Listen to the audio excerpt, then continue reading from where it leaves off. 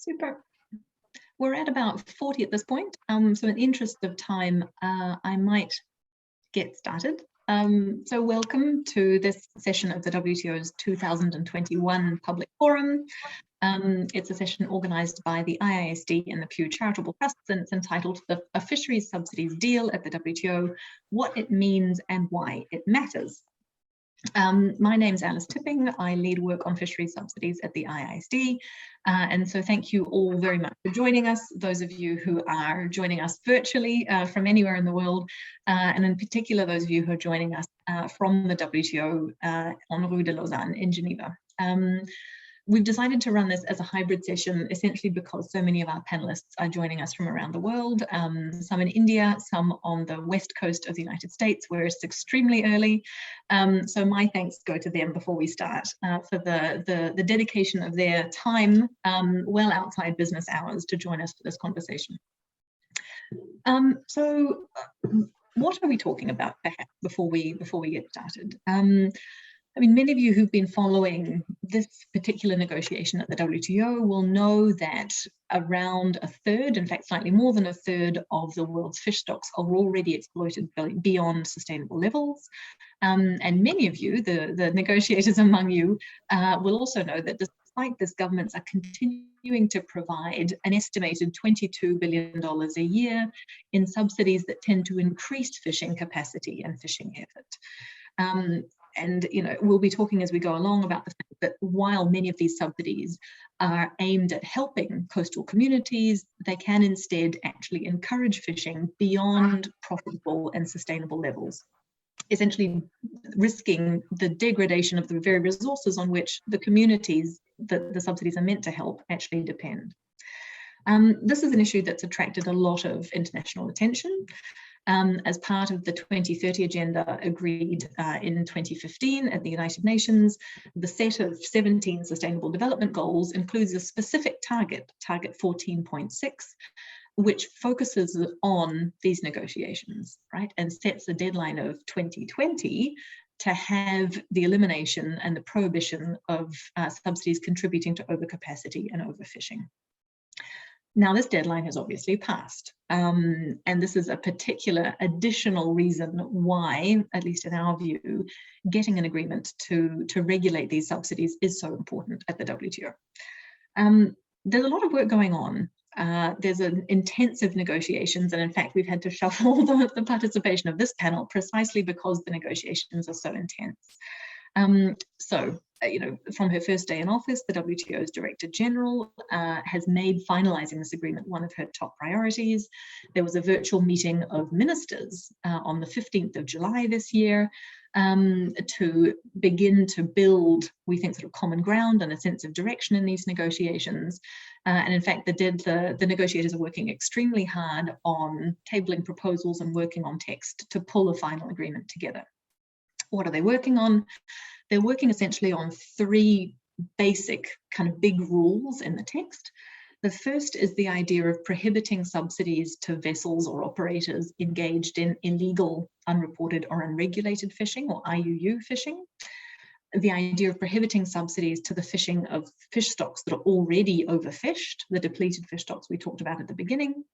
And the third rule is the idea of prohibiting subsidies that contribute to overcapacity and overfishing in the industry more generally. And alongside all of this package, there are important and very sensitive discussions going on about essentially the balance of rights and obligations between developed and developing members of the WTO. So as the deadline approaches, not surprisingly, the call for exceptions to many of these rules are growing.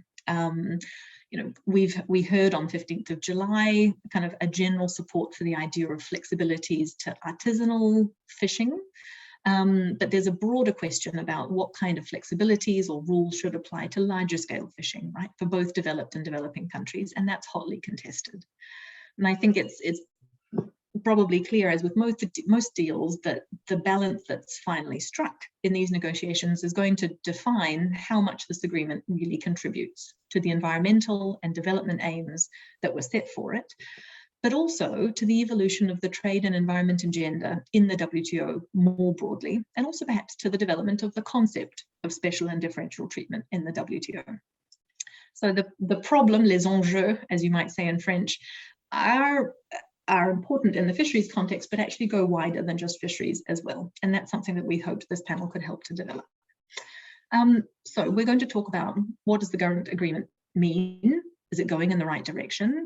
And secondly, why does it matter, right? What do we need to be thinking about now to ensure that the deal achieves the lofty ambitions that have been set for it? Not easy questions, but to answer them, I'm joined by the best possible panel we could have assembled. I'm joined by Chris Costello, who's a professor of environmental and resource economics at the University of California, Santa Barbara. I'm joined by Sebastian Matthew, Executive Director of the International Collective in Support of Fish Workers. I'm joined by Richard Damania, Chief Economist of the Sustainable Development Practice Group at the World Bank, and by Guilherme Leite from the Permanent Mission of Brazil to the World Trade Organization. So no four people could be better qualified, I think, to help to answer these questions. So I am now going to stop sharing our background slide so you can focus on the people in front of you. And I'm actually going to start, we're going to do two sort of rounds of questions and interventions from the panelists, and then I'll be watching the questions and answers box on the platform. So you can see, so I'll pull in the questions as we have time to address them. So perhaps to start with you, Professor Costello, in particular kind of from the environmental economics perspective, when we're talking about kind of what does this agreement mean and is it going in the right direction, can you start us off by helping us to understand how a reform of harmful subsidies could actually contribute to achieving environmental objectives as a first piece of the discussion? The floor is yours. Sure, Alice. Well, thanks so much for having me, and it's my pleasure to be here with such a distinguished panel. We've really put a lot of effort into trying to answer that question. We've conducted two studies, one at the global level, one more at the micro level, looking at how different design parameters of an agreement by the WTO could lead to different kinds of outcomes, both in the ocean sort of ecosystem outcomes, but I think more importantly, livelihoods and economic outcomes for the people that subsidies are meant to help. And as you noted in your introduction, we now know, I would say definitively, that subsidies that further encourage overfishing end up in the long run actually harming the very people they were meant to help. This is ironic and contradictory to what we're really trying to do to support people's livelihoods. And so I guess my answer to your question is that I believe that the current parameters of the WTO negotiation is going in the right direction. I think it's looks quite productive, and I think the three main themes that you mentioned are really key. However, let me give a little bit more detail on what our study suggests could happen through a, perhaps more aggressive or, very ambitious version of those three attributes of the agreement. So what our study finds is that, of course, I think it's very intuitive to people if you lower the price of fuel or you subsidize the building of additional horsepower, additional vessels, that leads people to fish more. They fish farther from port, they fish more days a week. This, in the short run, supports their livelihood, but as we said, in the long run, leads to overfishing, which compromises their livelihood. Our global study found that an ambitious WTO agreement that eliminated all of these reforms, or all of these subsidies through reform, could actually lead to an increase of up to about a 12% increase in biomass of fish stocks. And this is a really staggering amount. Of course, it will vary region by region, depending on how overfished those stocks are.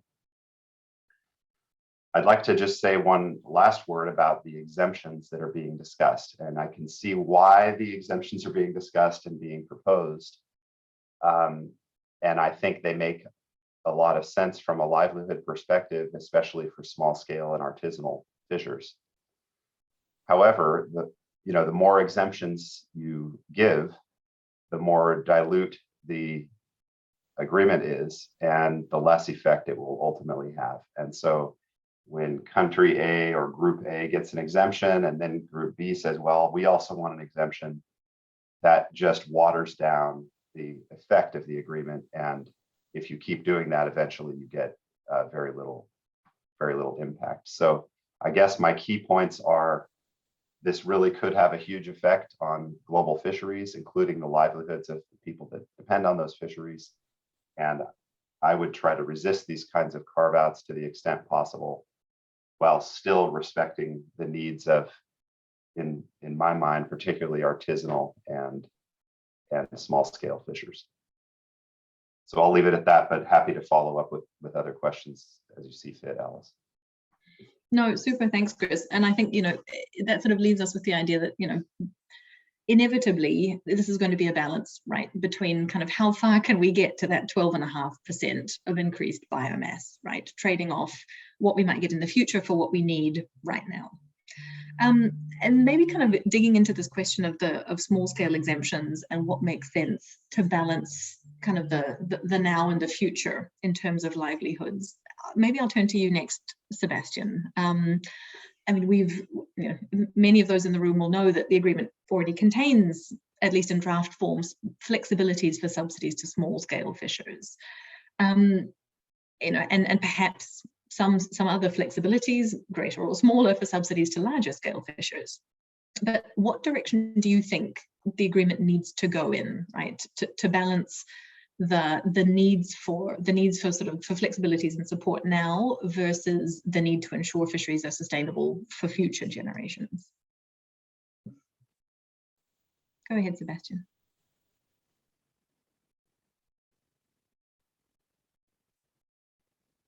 Oh, Sebastian, I think you're on mute. Apologies.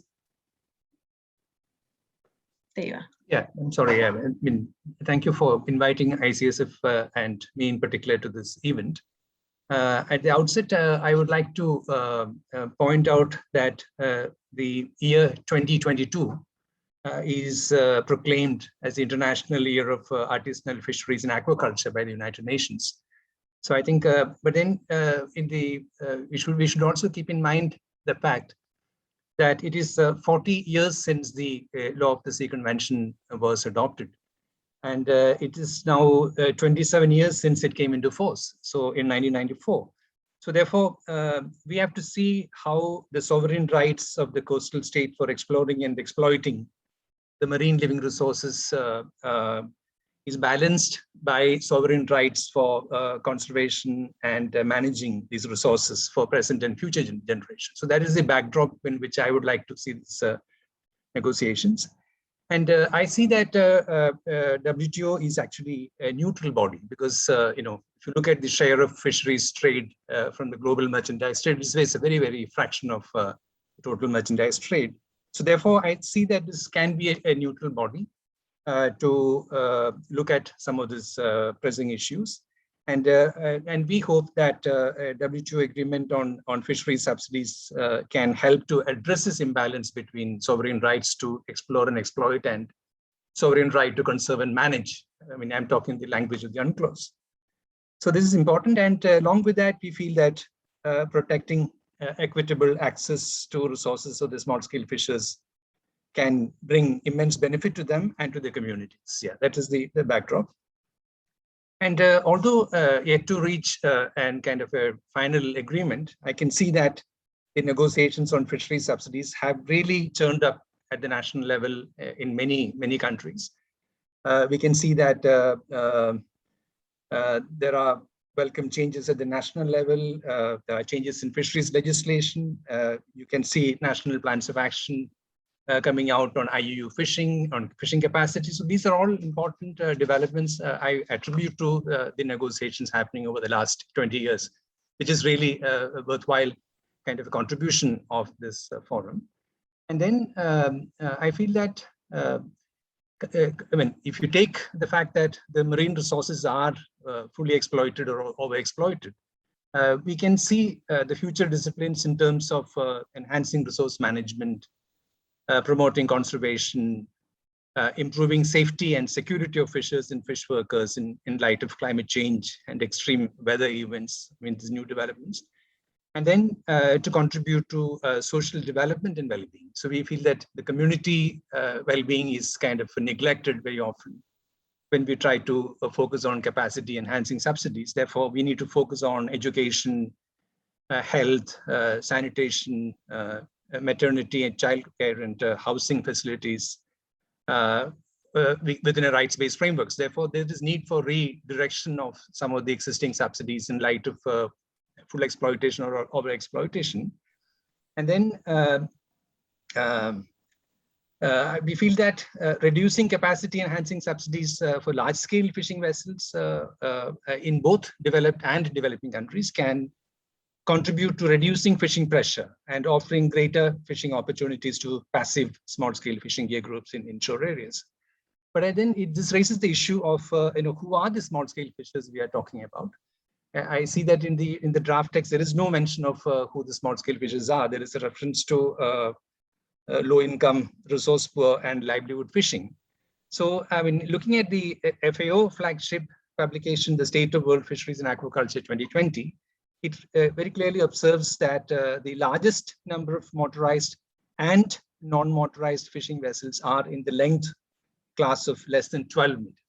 So this is now very clearly recognized in the Sophia report, latest one, 2020. So this class of vessels can perhaps be considered a representative proxy for small-scale artisanal fishing vessels. So therefore, our humble request is that maybe in the proposed language of who this low-income, resource poor, and livelihood fishing, who are dependent on this type of activity, we can mention that fishers on board motorized or non-motorized fishing vessels up to 12 meters overall, employing known towed fishing gear in particular, can be seen as the small-scale artisanal fishers. So I think that would perhaps would be a very fair kind of definition of small-scale fisheries to take in this negotiation.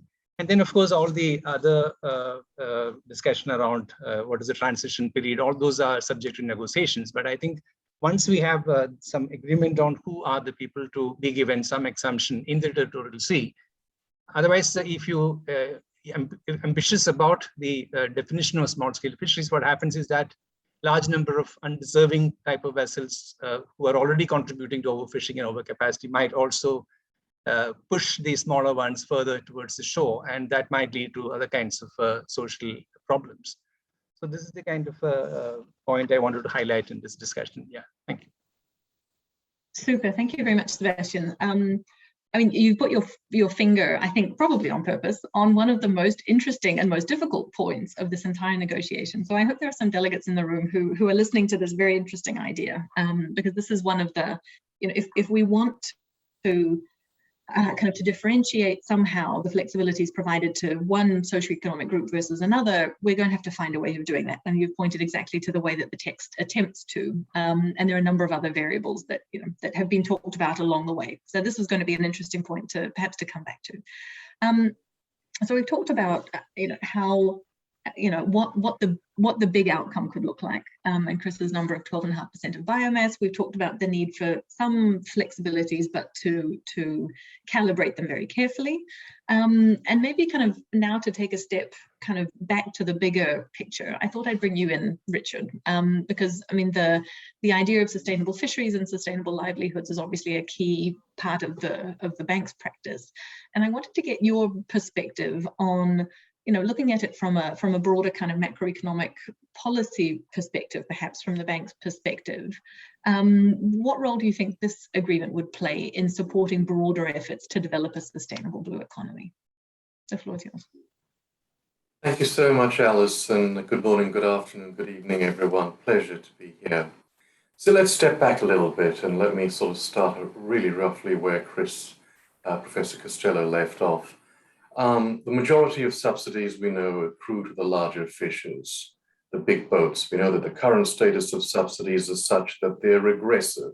They benefit the larger fishers more than they do the smaller ones. We know, as Professor Costello pointed out, they're economically inefficient. They promote, for example, fuel inefficient technology in larger vessels. We know, as Professor Costello pointed out, they're environmentally unsustainable. So there's almost no merit in the system that we currently have, and there is no economics to tell us this is a good way to go. But of course, fisheries are not unique. We observe these sorts of, if you like, perverse subsidy schemes right across the spectrum of natural resources, be it coal, be it timber, wherever it is. So there is much that we can learn and that we have learned, even agriculture, in terms of reform of sectors where you have these perverse subsidies that are incentivizing all the wrong things. So what are some of the lessons that we've learned? How can we get to a better place? And there is much to be learned in terms of success. And some of it is quite commonsensical, but still very, very worth doing at the country level. And this is, of course, what the World Bank does. We work with clients and we work with countries. The first important lesson is to shine a light where there is darkness. So to identify the magnitude of the subsidy, how large it is, and who precisely benefits in your country.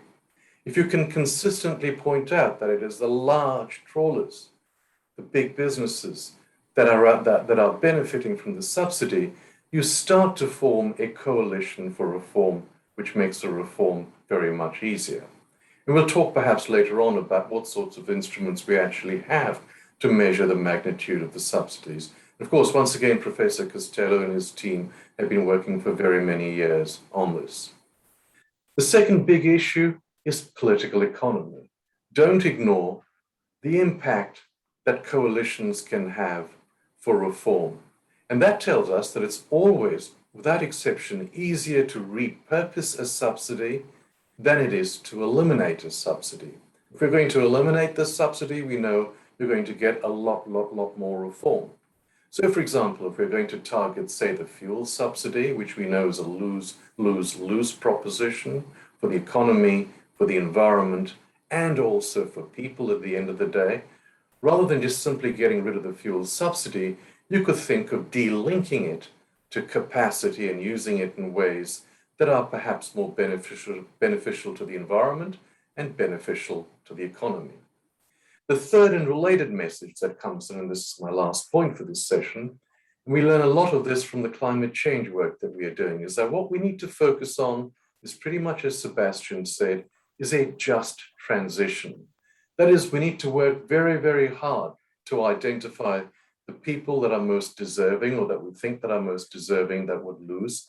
This is the poor, and that means targeting the support that you actually give. And through Sebastian, we said, perhaps it's the length of the vessel, but of course there are other ways of targeting as well in terms of the net wealth of the individuals involved and so on. So again, there's much to be learned from other sectors about this. If you don't target, as Professor Costello indicated, very, very quickly, your support will become unaffordable and it'll wither away with more and more exemptions. So you're much better off going for targeted reform and support to eliminate the subsidy. But it gets a little bit more nuanced than even that. Because of course, if you get rid of the subsidies and if you're trying to shrink a particular sector, this will have regional economic spillover effects. So what we actually need to do is to not just support the individual who might lose, but the region that might lose because of the knock-on and the spillover effects that might actually occur. And of course, in the World Bank, we've been working hard in terms of technical assistance, as well as funding that can be provided, because none of this, of course, comes cheaply or comes easily, because you're talking about people's livelihoods over here. So those would be the three things, very quickly. It's sort of measurement, it's political economy, and it's the just transition. Who loses and the region that might lose or might gain from it. That's it for me. Thank you so much, Alice. No, thank you, Richard. I mean, I think that's actually helped to very neatly tie together kind of these first three, shall I say, kind of WTO external perspectives on the issue. And it's encouraging in particular to know that the bank's done a lot of thinking, right, about the lessons learned from other forms of subsidy reform and what that means for the eventual reform of fisheries subsidies, prompted, of course, we hope, by an agreement at or before MC12. And I think that's been a useful sort of introduction tool for all of us to the kind of the at least sort of the academic and the real life concept that we're working with. And I might turn now to kind of a fellow WTO insider, to you, Guilherme. I mean, Brazil's played an active role in these negotiations for many years. And I guess I'd be interested, and I'd like our audience also to hear the perspective from a delegation in the negotiations, right? I mean, what's the Brazilian perspective on where we're at? And I suppose what do you see the text or the eventual agreement